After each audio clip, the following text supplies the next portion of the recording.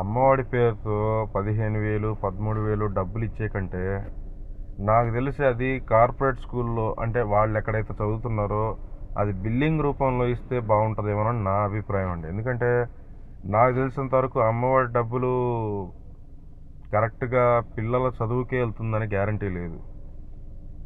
చాలామంది చాలా రకాలుగా యూజ్ చేసుకుంటున్నారు, ఎందుకంటే అది బై హ్యాండ్ క్యాష్ రావడం వల్ల.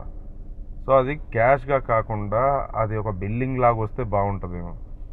ఈ ఉచిత బస్సు కాన్సెప్ట్ కూడా నాకు తెలిసి అయితే రాంగ్ అండి. ఎందుకంటే ఇది మనం ఒకటి రాజకీయాలు చేసేంత నాలెడ్జ్ మనకుందని నేను అనుకోను. కానీ నేనేమంటున్నానంటే ఉచిత బస్సు కంటే ఉచిత వైద్యం కాన్సెప్ట్ ఏదైనా ఉంటే ట్రై చేయండి సార్. ఎందుకంటే వైద్యం అనేది మేజర్ నీడ్ అయిపోయింది ఈ రోజుల్లో.